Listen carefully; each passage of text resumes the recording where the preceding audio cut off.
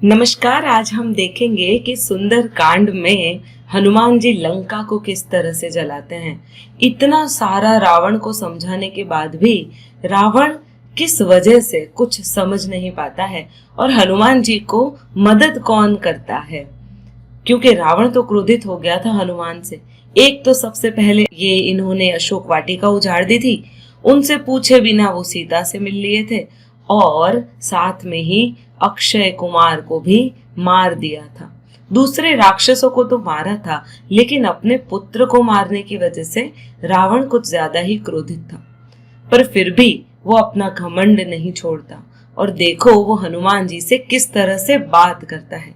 फिर आखिर में हनुमान जी की सहायता कौन करता है और हनुमान जी किस तरह से लंका को जलाते हैं। आइए दोहा नंबर 23 अर्थात 23 से पढ़ते हैं। मोह मूल बहुसूल प्रद त्यागहु तम अभिमान, भजहु राम रघुनायक कृपा सिंधु भगवान। भगवान हनुमान जी ये कहते हैं, मोह ही जिसका मूल है, ऐसे बहुत पीड़ा देने वाले तम रूप अभिमान का तुम त्याग कर दो रावण और रघुकुल के स्वामी प्रभु श्री राम जो कृपा के सागर है उनका भजन करो। यद्यपि कहीं कपि अति हित बानी। अब यहाँ पर यद्यपि हनुमान जी ने बहुत अच्छी उसके हित करने वाली वाणी को कहा। भक्ति विवेक बिरति नय सानी।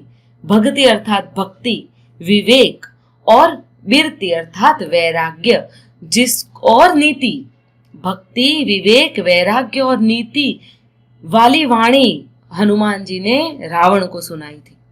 बोला बिहसी महाअभिमानी, और वो महान अभिमानी हंस के व्यंग करके कहता है, मिला हम ही कपि गुरु बड़ ज्ञानी। और उसको कहता है, अच्छा तो अब मुझे वानर के रूप में ही गुरु मिलना था। और इस तरह से वो उसका मजाक उड़ाने लग जाता है। रावण बिल्कुल समझ नहीं पाता कि हनुमान जी के स्वरूप में उसके गुरु, उसके प्रभु ही आए हैं, उसको बताने के लिए, ज्ञान देने के लिए, उसका जीवन बचाने के लिए। पर जब मति भ्रष्ट होती है ना, तब व्यक्ति किसी का नहीं सुनता है। मृत्यु निकट आई खल तो ही, लागे सी अधम सिखावन मोही। और रावण और भी कहता है हनुमान जी को कि अरे दुष्ट, तेरी मृत्यु नजदीक आ गई है, जो मुझे तू शिक्षा देने चला है। अब हनुमान जी ठहरे गुरु फिर भी कृपा करते हैं रावण पर और कहते हैं, उल्टा होई ही कह हनुमाना। हनुमान जी कहते हैं, अरे रावण उल्टा हो जाएगा, कुछ तो समझ। मति भ्रम तोर प्रगट मैं जाना। तेरी ही मति भ्रम हो गई है और ये मैंने अब प्रत्यक्ष जान लिया है। सुनी कप बचन बहुत खिसियाना। अब हनुमान जी ने तो ये कह दिया, कपि के वचन सुनकर रावण खिसिया जाता है। बेगिन हरहूं मूढ़ कर प्राणा, और बोलता है, अरे इस मूर्ख के प्राण शीघ्र ही हर लेने चाहिए। सुनत निशाचर मारन धाय, और जैसे ही निशाचरों ने सुना वो हनुमान जी को मारने के लिए दौड़े। सचिवन सहित विभीषणु आए, और उसी समय अपने सचिवों के साथ अर्थात मंत्रियों के साथ विभीषण जी राजसभा में प्रवेश करते हैं। नाई शीस करी विनय बहुता। विभीषण जी सिर नमाकर विनय की वाणी से कहते हैं, नीति विरोध न मारिय दूता। और कहते हैं कि दूत को मारना नहीं चाहिए, ये नीति के विरुद्ध हो जाता है। आन दंड कछु करी गोसाई। हे गोसाई, कोई दूसरा दंड दिया जाए। सब ही कहा मंत्र भल भाई। और सभी ने कहा, विभीषण ये बात अत्यंत सत्य कह रहे हैं, एकदम सही बात है, कभी भी किसी भी दूत को मारना नहीं चाहिए। सुनत बिहसी बोला 10 कंधर। और सुनते ही 10 कंधर, जिसके 10 सिर हैं, वो बोला, अंग भंग करी पठइये बंदर। तो अब तो इस बंदर का हम कोई न कोई एक अंग भंग कर देंगे। कपि के ममता पूंछ पर सब ही कहूं समुझाई। सबको लगा कि एक बंदर की ममता या बंदर को सबसे ज्यादा प्रिय क्या होता है? ऑब्वियसली उसकी पूंछ। तेल बोरी पट बांधी पुनी, पावक देहु लगाई। और फिर कहते हैं कि तेल में कपड़ा डुबो डुबो के इसकी पूंछ में बांध दो और आग लगा दो, जली पूंछ का बंदर करके इसको छोड़ो। क्योंकि जब बंदर की पूंछ जलती है तब वो सबसे ज्यादा दुखी होता है।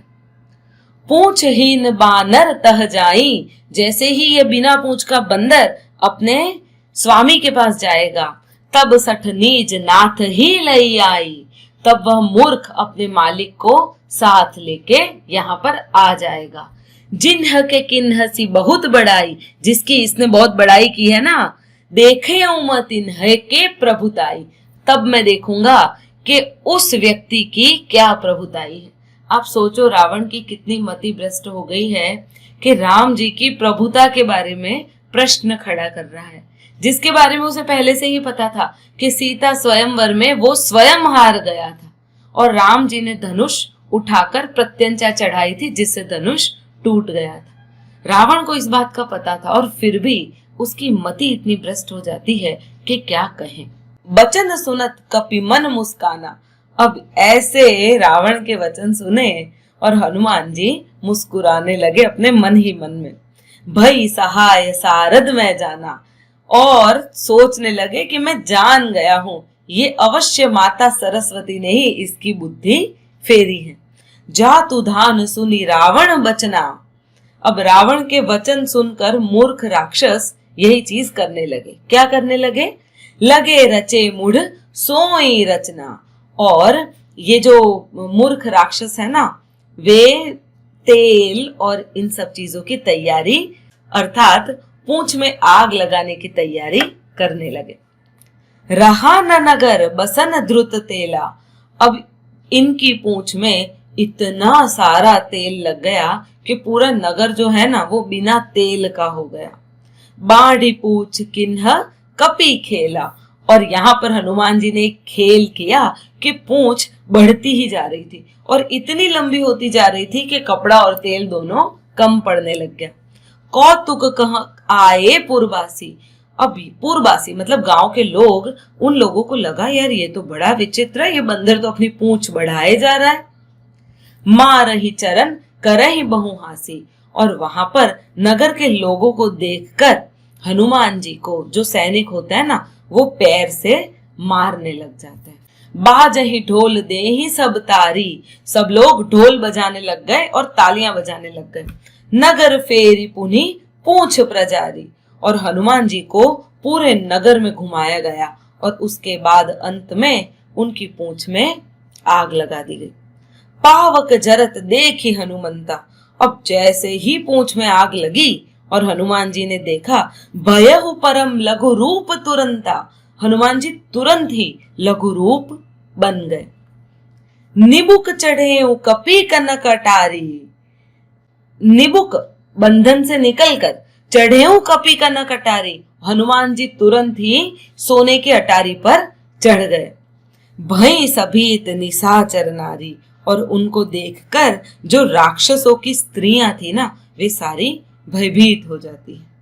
तो मित्रों, अब आगे हनुमान जी किस तरह से लंका में आग लगाते हैं वो हम देखेंगे। यदि आपको मेरा वीडियो पसंद आया हो तो कृपया इस वीडियो को लाइक कर दीजिए।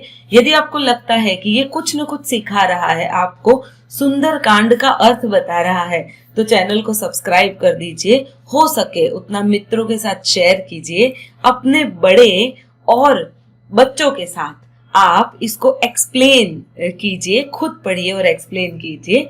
और मुझे आप कमेंट में जय श्री राम अवश्य लिखिए भेजिएगा। धन्यवाद।